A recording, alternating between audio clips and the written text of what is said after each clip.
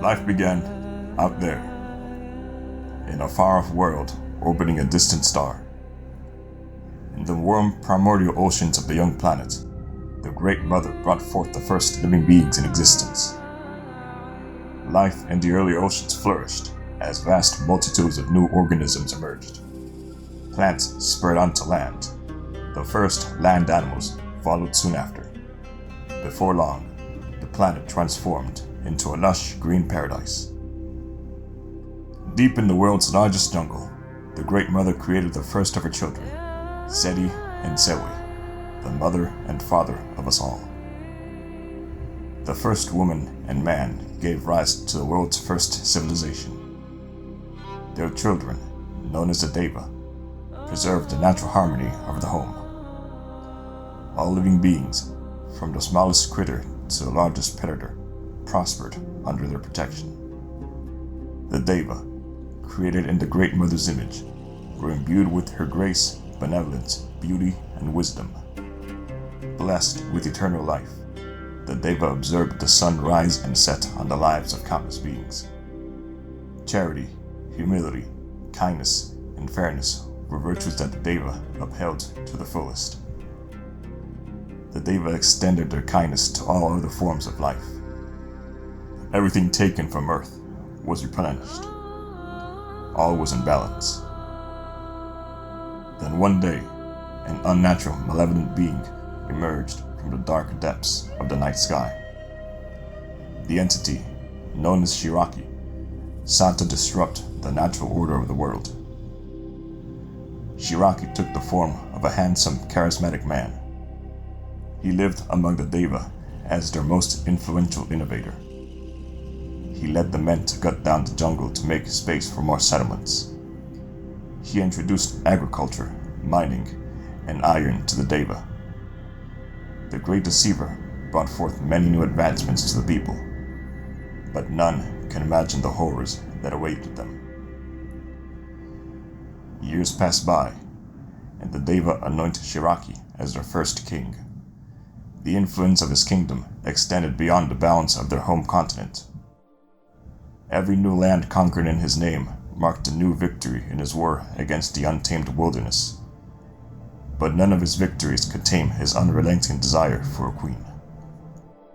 All of the women in the kingdom were betrothed to a man. Seti and Sewi, the mother and father of the Deva, could only produce new children with the blessing of the Great Mother. Shiraki pleaded with the Almighty to create a companion for him. Sensing darkness in his soul, the Great Mother refused. Outraged, King Shiraki resorted to sorcery to obtain what he desired most. He took note of the reproductive processes of animals. He experimented on women and men he lured with the promise of children of their own. Years passed by, and after many failures, he at last produced a female to his liking, one that he can raise to one day be his queen. Upon hearing of the king's intent with the girl, the mother and father hid their child away in secret. Unable to find the girl, Shiraki anointed her mother as his queen in her stead. The father was never heard from again. The king's reproduction experiments left many of the Deva with an illness. Their beauty and purity tainted with the body parts and primal urges from a multitude of beasts. The men began seeking companionship of Deva and beast alike. The women began to value greed over humility. Men waged wars, conquered lands, burned forests, and sought riches, all as a show of strength. Shiraki sought the widows of fallen men as his new wives. The children Shiraki sired inherited the malevolent urges of their father. His sons raided villages and brought home women from their conquests. His daughters robbed men of their property with the promise of physical affection. Shiraki rewarded the most mischievous of his children with the promise of the throne.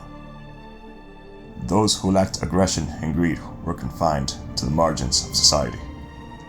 The whole of Deva civilization fell into decay. To restore the natural order, the Great Mother transformed the Deva back to their original pure form. The Almighty gifted the Deva with the power to create life. Their lives, however, were now as fleeting as the lives of the animals they once watched over. As punishment for his heinous sins, the Great Mother stripped Cherokee of his magical abilities. She transformed the once handsome king into a hideous beast. All of the disgraced king's children were cursed to live as monsters, for their ugliness reflected the evil of their crimes. The Deva exiled Cherokee and his children. After Cherokee's exile from civilization, he and his children, the Shadens, lived in isolation in a distant continent. As generations passed and their numbers grew, the Shadens spread to every part of the planet. At night, they lurked in the outskirts of Deva settlements, hungry for prey. The Shadens interbred with their captured prey, birthing one child after another until a Deva-like child was born. These malicious, Deva-like Shadens came to deceive the Deva with their charm and cunning. The Shaden-Deva hybrids varied greatly in appearance. Some retained the beauty and grace of their Deva ancestors. Others resembled beast more than Deva. After many generations, the last of the original Shadens died out. The new dominant race of Shaden-Deva hybrids came to be known as humans. Unlike the Deva, humanity longed for a life of purpose. An unrelenting urge to explore the world and create new inventions is what drove humanity to usher in the age of exploration. However, this same drive was also the cause of every war that followed. The humans who retained the beauty of the Deva and the malice of the Shadens became the kings and queens.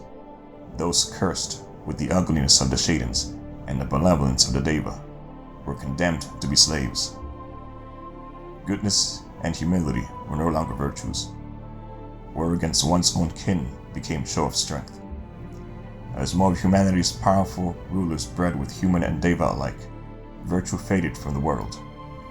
Humanity fell into a dark age as the last of the Deva died out.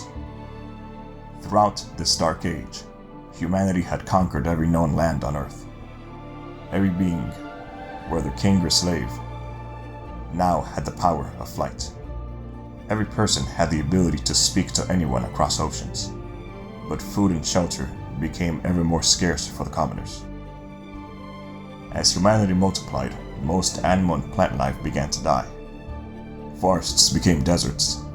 The sea life of entire oceans was consumed.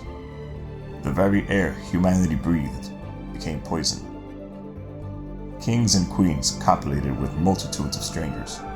Most slaves died without ever knowing the warmth of companionship. All life on Earth was on the verge of extinction, all due to humanity's corruption. To save her creation, the Great Mother sent visions of Earth's impending demise to the prophet Bengi, her most faithful and virtuous follower. The Great Mother instructed Bengi to gather two of every animal, every plant, every small and large sea creature. Bengi and his family were to find every remaining human blessed with the benevolence and beauty of the Deva. Every living being the Great Mother tasked the prophet to save was to be flown to Earth's moon in secret to not risk warring with corrupt kings. Once on the moon, Bengi constructed a vast metal ark with the help from the chosen people. Two of every life form that had once lived on Earth, with the exception of Cherokee's children, was now on the verge of salvation. As the ark embarked on its maiden journey, the Great Mother flung massive burning boulders toward the Earth. Fire consumed the entirety of the planet. All of Cherokee's malevolent children were eradicated by the Great Mother's wrath. Far away from the Almighty's wrath, Bengi's ark escaped the cleansing of Earth. As the vessel journeyed through the cold vastness of the night sky, all beings on board were placed in a deep slumber. Bengi and his family watched after the ark's inhabitants. After a long, arduous journey, the vessel made landfall on a planet orbiting 3 stars. The planet's large moon, Ararat, became their new home. All beings from the Ark found a home in the oceans and continents of this new untouched world. As a reward for saving her creations, the Great Mother granted Bengi and all of his descendants the power to grow their children outside of their mother's bodies. The beauty, intellect, personality, and sex of every child was to be chosen by the parents and society alike. The Great Mother entrusted the chosen few to preserve the purity of the Deva's beauty and benevolence.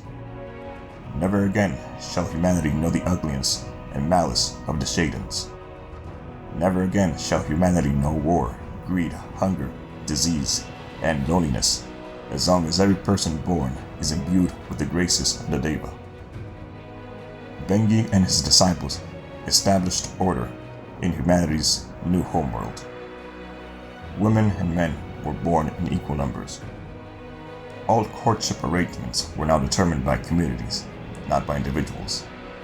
Population, the old way of procreation, was declared the greatest of sins, for only the controlled new way of creating life can stop the Shadens from ever returning.